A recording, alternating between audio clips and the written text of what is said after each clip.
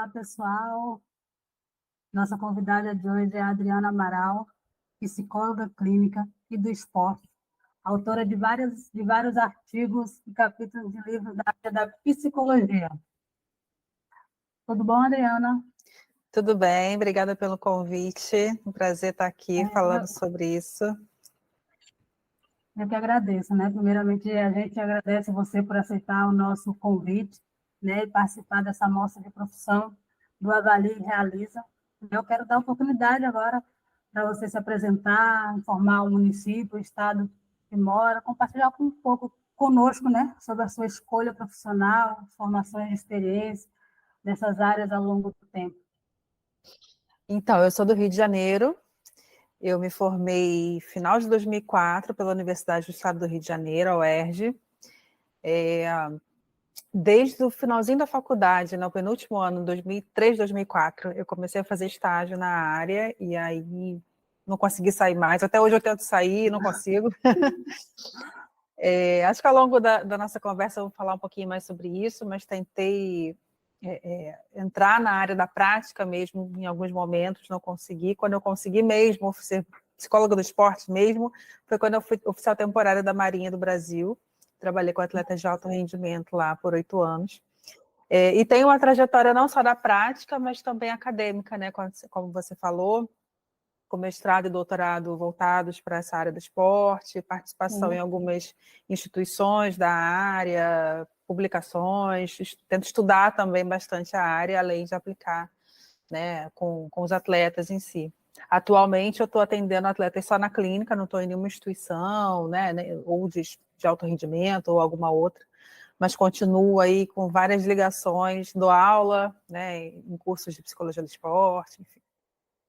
Como a gente vinha conversando, né, eu comentei com você assim que poucas pessoas sabem, né, que a psicologia possui um ramo enorme, né, além de possibilidade além da clínica, né, tem a psicóloga do esporte nessas áreas. Explica aí um pouquinho assim para a gente o que faz a psicóloga na área do esporte. Pois é, a gente entra na faculdade, hoje eu acredito que esteja um pouquinho menos, mas na minha época sentia muito isso, a gente entra na faculdade conhecendo só a clínica, né, e vai ver que a psicologia é imensa, a gente pode estar em qualquer lugar. A psicologia do esporte vai estudar, né, e vai tanto pesquisar, estudar academicamente, como eu estava falando, quanto intervir sobre qualquer atividade do homem que tenha a ver com o exercício e com o esporte. Não só no esporte de alto rendimento, que a gente chama, que é o esporte profissional, esse que a gente vê na televisão, dos atletas que ganham, né, recebem um salário ou algum tipo de remuneração, ou que, mais do que a remuneração, que treinam em alto nível para competir em mundiais, Olimpíadas, né? Mas a psicologia do esporte tem várias outras áreas de atuação também.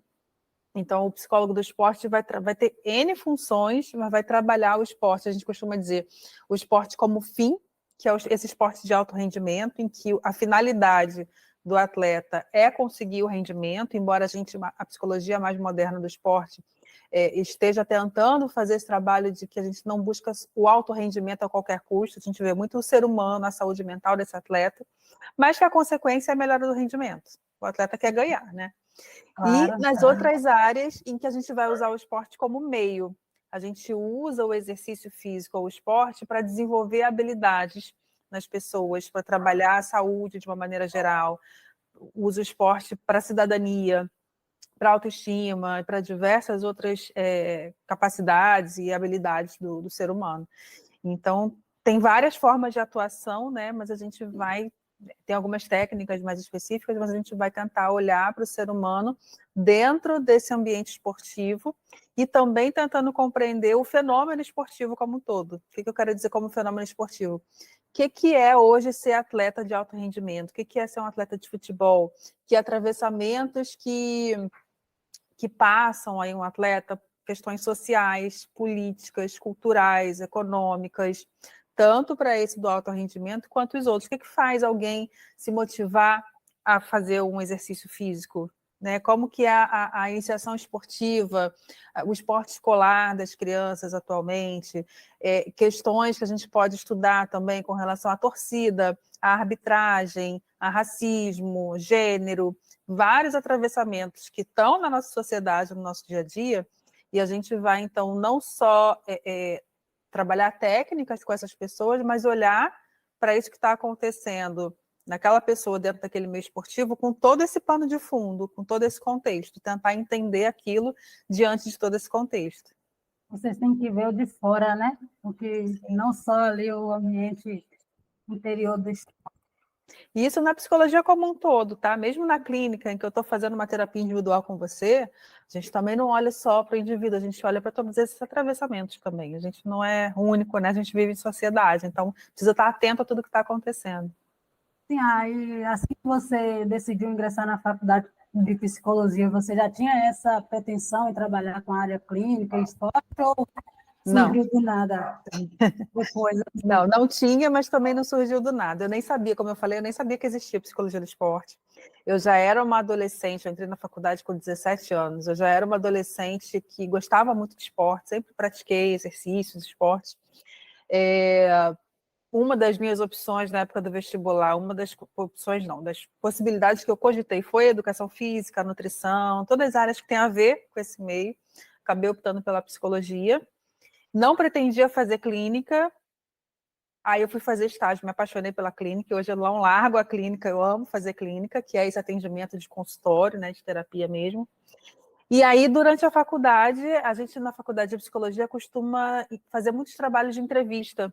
Vai entrevistar, igual a gente está fazendo aqui. Sim. Fui entrevistar uma psicóloga do esporte, achei o trabalho dela muito legal, e aí, numa outra oportunidade, a gente convidou ela para fazer uma palestra lá na faculdade, ela estava abrindo vaga de estágio, eu entrei para a vaga de estágio e não saí mais.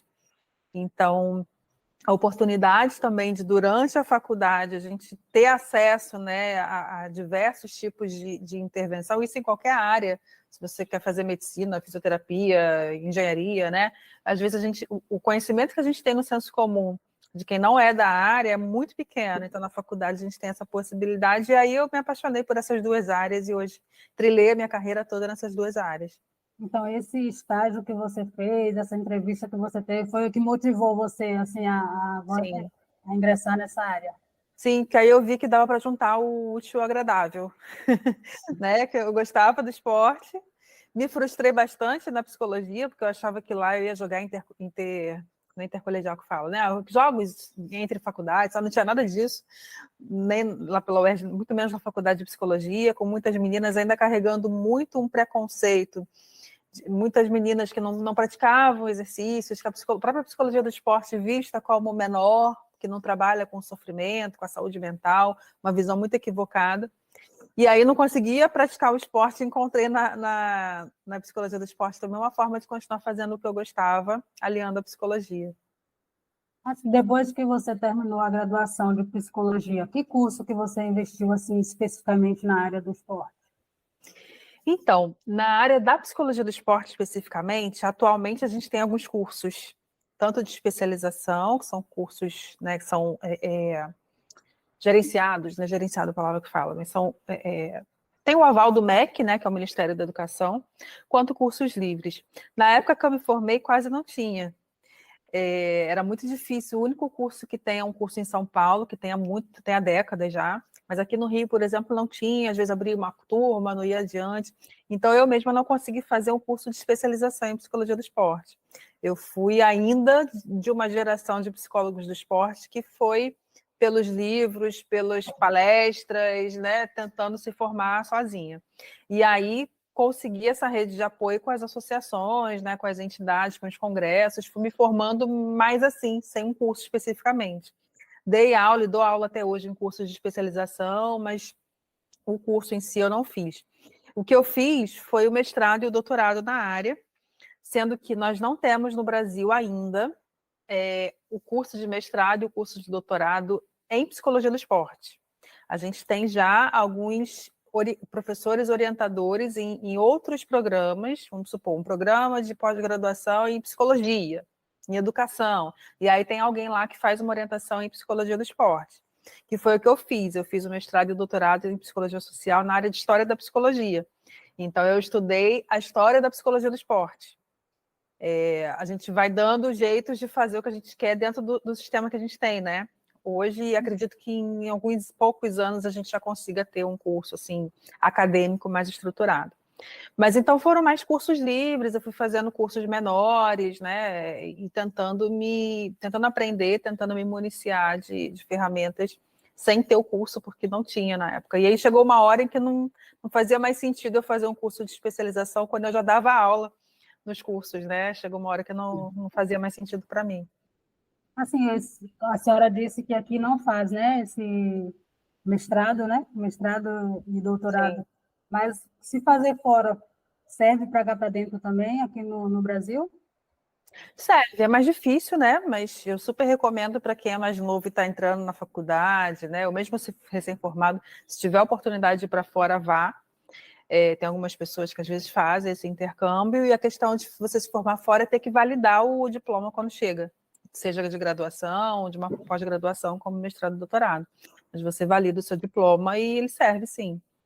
Mas a gente tem essas possibilidades hoje. Não tem um programa de mestrado, de doutorado em psicologia do esporte, mas já tem vários doutores orientando essas pesquisas. Porque o mestrado Já e o doutorado ajuda, são né? voltados para pesquisa, né?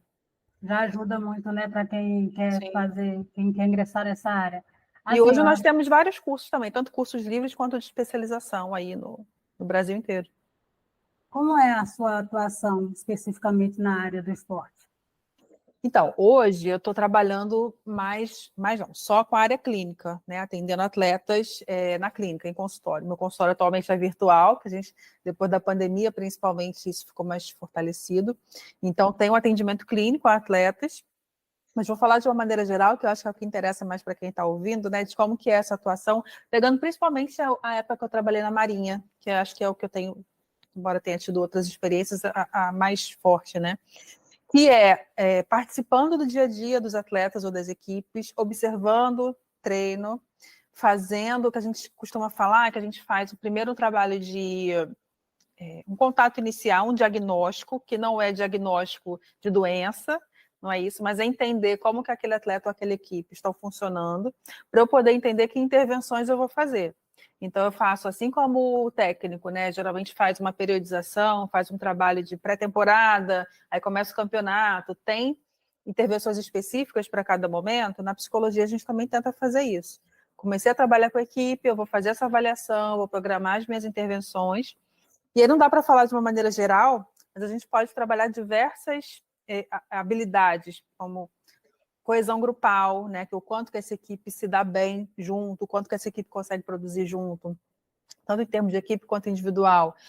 Comunicação, concentração, estabelecimento de metas, ansiedade, pressão, enfim, tem um monte de possibilidades que a gente vai identificar por meio desse diagnóstico, dessa avaliação inicial, e pensar de que formas eu posso trabalhar com esses atletas para melhorar aquilo que a gente vê que não está tão bom. E uma coisa legal na psicologia do esporte é que não precisa estar ruim para a gente trabalhar. Na psicologia em geral, mas no senso comum a gente entende que só vai para psicólogo que já não está muito bem, né? O ideal seria que todo mundo Exatamente. fosse para prevenir, mas as pessoas não vão. E no esporte não necessariamente. A gente vai trabalhar potencialidades. O atleta pode ser top, pode pegar aí sei lá, um atleta, não fugiram agora os nomes dos atletas, pensei naquele do tênis, né? O Nadal, o pessoal top já, né? Que é atleta de alto nível, que ganha um monte de coisa, ele pode ter muitas coisas para trabalhar na psicologia do esporte. Então, a gente vai desenvolver essas habilidades, melhorar o potencial, aumentar o nível de consciência desse atleta sobre o que ele está fazendo. E nas outras áreas, trabalhar o esporte como meio, como eu falei, né? Usar ali atividades esportivas para trabalhar cidadania, saber ganhar, saber perder, empatia, comunicação, autoestima, diversas habilidades emocionais, aí, entender as suas emoções, quase que uma pedagogia também. A gente chama de psicoeducação também, né? Que é mostrar para as pessoas como que a gente funciona, como que são as emoções, através do esporte. Doutora, assim, ó, os seus alunos ou clientes, né, são mais mulheres ou homens, assim, que têm mais facilidade de ter um contato com o psicólogo do esporte? É bem dividido, assim, não percebo, na minha prática, pelo menos, uma maioria masculina ou feminina, não. Todo mundo chega. Tem chegado bastante, embora eu não trabalhe com crianças, trabalho com adolescentes para cima. Mas tem tido uma procura grande dos pais por atendimentos a crianças.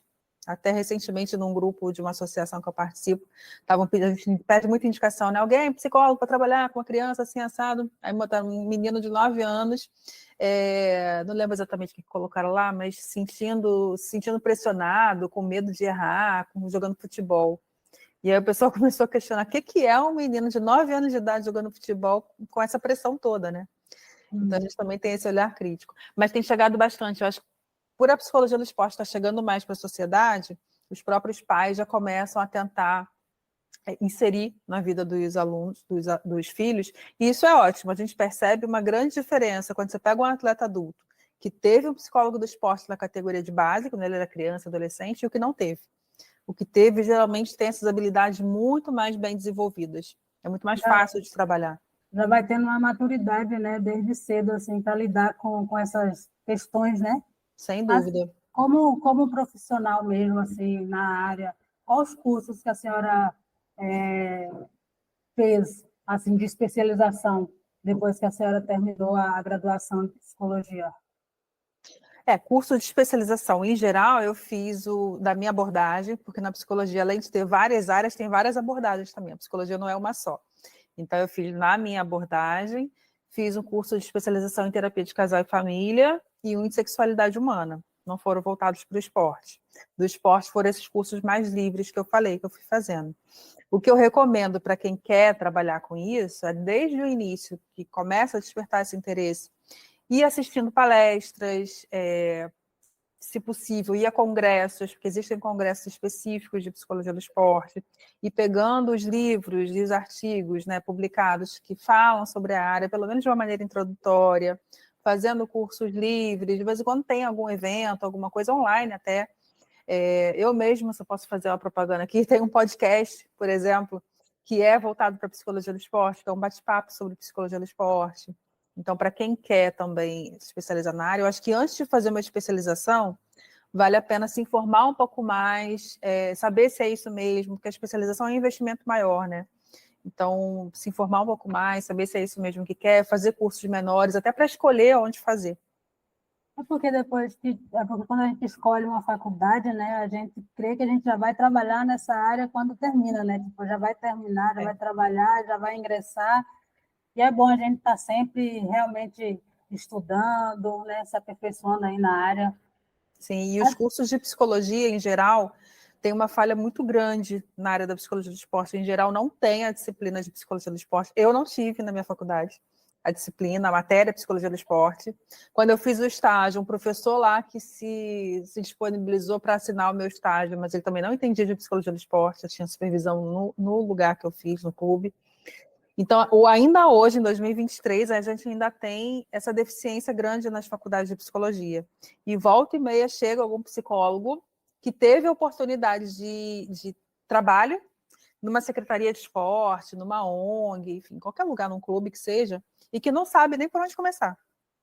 Então, fazer esses cursos, ter alguma leitura, né, alguma coisa que pelo menos te faça entender o que é a psicologia do esporte é muito importante, que a faculdade geralmente, infelizmente, ainda não dá isso. Quais as possibilidades assim de campos de trabalho na psicologia do esporte, tanto no setor público ou no privado? Vou falar de algumas aqui, que eu me lembro agora. Com certeza eu não vou falar de tudo. Tem o esporte de alto rendimento, que eu falei, que é trabalhar com atletas profissionais, né? Seja em federações, confederações, em clubes, no próprio Comitê Olímpico Brasileiro, embora seja mais complicado, né? Não é todo mundo que vai ter essa oportunidade, mas tem essa possibilidade de trabalhar principalmente em clubes.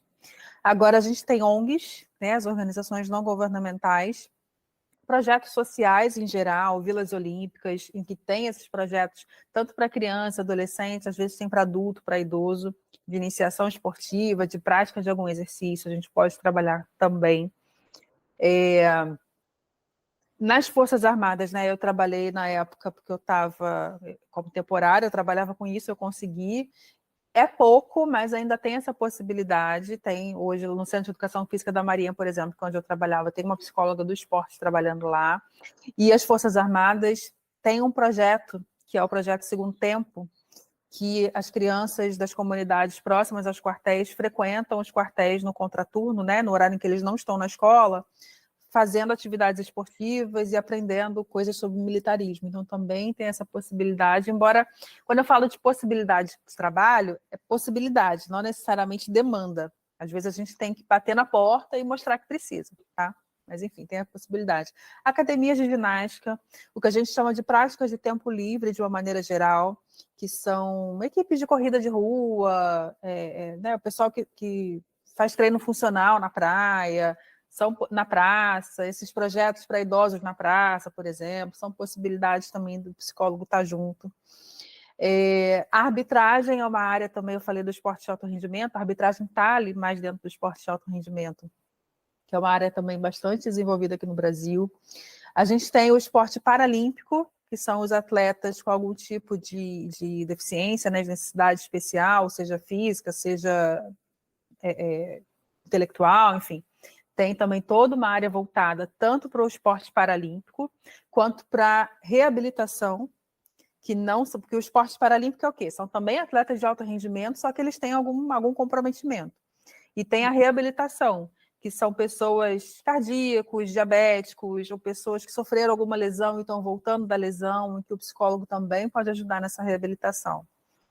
Tem o que a gente chama de esportes, atualmente está crescendo muito, que são os esportes eletrônicos, videogames, falando linguagem comum, e que tem campeonatos enormes que movimentam públicos maiores do que Copa do Mundo de futebol, com cifras absurdas, e tem muito psicólogos já participando de comissões técnicas de preparação dessas equipes. Então, de uma maneira geral, acho que é isso. Tem uma área bastante vasta, mas é o que eu falei, tem muitas possibilidades de atuação, ainda com poucas demandas, mas essas demandas já vêm crescendo cada vez mais. Assim, eu acho que se a gente continuar insistindo, a gente consegue cada vez mais entrar nesses espaços. Quando eu ouço a senhora falando assim, eu me pego, né? Tipo, porque eu estou fazendo a faculdade agora de Educação Física, né? A licenciatura. Então, tipo, a gente estuda um pouco sobre isso também, né? Sobre atleta de alto rendimento, tudo isso. Aham. Né? Então, tipo, o psicólogo do esporte, no caso da senhora, trabalha junto com o educador físico, né? Também. Sem dúvida. Principalmente com o profissional de educação física, mas de preferência com toda a equipe interdisciplinar. Quanto mais gente nessa equipe, melhor o nosso olhar, né? Nutricionista, o médico, o fisioterapeuta, o assistente técnico, todo mundo ali, para a gente, de preferência, estou falando do ideal, com reuniões periódicas, onde a gente vai ter um olhar sobre esse atleta, sobre essa criança, sobre esse idoso, não importa, para ver a melhor forma da gente tirar o melhor dele, não só em termos de rendimento esportivo, mas em termos de rendimento humano, né? Melhorar essa pessoa, ajudar essa pessoa a ser melhor na vida. Tem toda uma equipe, né, por trás do atleta, Sim, né, que trabalha sim. ali. Assim, a senhora falou que antigamente era pouco visto, né? Era pouco visto essa área, né, da psicologia do esporte. Como a senhora avalia hoje? Hoje em dia, tipo, tem mais condições atuais no mercado de trabalho para essa área? A gente tem um marco na psicologia do esporte aqui no Brasil, que é na década de 50, 54, e na Copa de 58, na Suécia, que foi o primeiro psicólogo que foi com a seleção para a Copa do Mundo. A gente já tem registros de que antes disso já se estudava a relação entre psicologia e esporte, mas não com a atuação exatamente, pelo menos não que a gente conheça. Se a gente pensar em tanto tempo que se passou, a gente ainda faz muito pouco. Mas se a gente pensar principalmente nas últimas 2 décadas, eu acho que aumentou muito já a psicologia do esporte. No Brasil, principalmente, já se delineia assim, com bastante material que é brasileiro, que não precisa importar nada lá de fora. A gente tem uma produção grande do pessoal que trabalha aqui dentro, em termos de pesquisa, de teoria mesmo, Sim. muita gente na prática, às vezes mal remunerado, às vezes como voluntário, né? Ainda desbravando aí esse caminho, mas a gente está crescendo assim o espaço, eu acho que tem boas possibilidades para quem está pensando em investir na área. Eu conheço pouquíssimos, estou pensando aqui nas pessoas, psicólogos do esporte psicólogos que trabalham só com o esporte. geralmente trabalha com a clínica e com o esporte, ou com o esporte e com alguma outra coisa das áreas da psicologia. Mas tem também, mas é que são poucos, são menos. Então, a senhora avalia isso daí como um ponto negativo e um ponto positivo, assim, a questão da remuneração. Depende do ponto de vista, né? Se a gente vê o copo meio vazio ou meio cheio, porque se tem pouco, tem um campo enorme para ser explorado. Mas, ao mesmo tempo, às vezes é um pouco mais difícil, né? A gente vê mesmo aí na televisão, tem muitos técnicos, principalmente futebol, é mais difícil, onde as pessoas geralmente querem trabalhar e onde é mais difícil, o técnico que se acha psicólogo, que acha que não precisa do psicólogo, e o trabalho é completamente diferente. Assim. Se a gente consegue uma parceria legal com o técnico, tem resultados bem legais. Assim, como costuma ser o contrato de trabalho de um psicólogo? Fixo, temporário, carteira É assinada, muito freelance? variável. É muito variável. Quando é, por exemplo, num clube, geralmente é um contrato, né, de carteira profissional. Recentemente, com essas modificações na legislação trabalhista, muda um pouco. Às vezes, o profissional precisa ser pessoa jurídica e aí recebe uma porcentagem. Vai depender muito da instituição, vai depender muito do... às vezes é contratado da Secretaria Municipal, Estadual do Esporte e Lazer. Então, isso é muito variável. Acho que não tem muito como te dizer, é assim. Tem profissional que trabalha como autônomo, alguns que são contratados mesmo dos clubes, das instituições em geral. É bem variado. Então, vai E da também, escolha de cada profissional, né? na verdade, não é a escolha do profissional, é a escolha de quem contrata. Contrata. E, Eu falo assim, a senhora decidir trabalhar autônoma mesmo. Então, aí é uma escolha sua mesmo sim, de trabalhar assim, né? é. E aí eu posso oferecer, por exemplo, numa academia de ginástica, num projeto, numa praça, e oferecer algum projeto, montar um projeto e oferecer. Mas para as pessoas poderem comprar essa ideia, porque é algo a mais que a gente oferece, né? Que a instituição vai oferecer do psicólogo. Então, para comprar essa ideia, para ver que realmente faz diferença, às vezes você precisa trabalhar um tempo de graça como voluntário, para mostrar o seu trabalho, para depois ser contratado. Então, tem isso que ainda é bem difícil, assim, em termos de aceitação, socialmente falando. Vocês costumam trabalhar na maioria do tempo sentado, em pé, ou se movimentando? É bem variado, porque o psicólogo do esporte não trabalha necessariamente dentro de um consultório. A gente está na beira do campo, da piscina, do gramado, da praça. Então, a gente está ali com os atletas, quando tem viagem. Quando o psicólogo vai, eu mesmo já fui à viagem com a equipe, e era fotógrafa, era telefonista, era tradutora, era um monte de coisa junto. Então, a gente circula muito pelo meio, a gente anda muito, sim, né? E está junto ali da prática. Mas quando a gente vai conversar com o atleta, posso conversar ali na própria beira da onde ele está fazendo, do tatame, do gramado, da quadra, em pé, mas eu sempre falo, a gente pode conversar aqui, mas se puder, por exemplo, no calor do Rio de Janeiro, verão do Rio de Janeiro, a gente puder passar ali com ar-condicionado, sentar no sofazinho, é melhor, né? Mas a gente não fica esperando o atleta bater no consultório, a gente vai até o atleta. Quando eu falo atleta, aí é de alto rendimento ou não. A gente vai até a pessoa e percebe o que está acontecendo, numa conversa ali que às vezes é mais informal, a gente faz a intervenção, então também é bem variado. Então, os horários de vocês também variam, né? Ou é um horário fixo, ou depende da empresa que contrata também? Vai depender.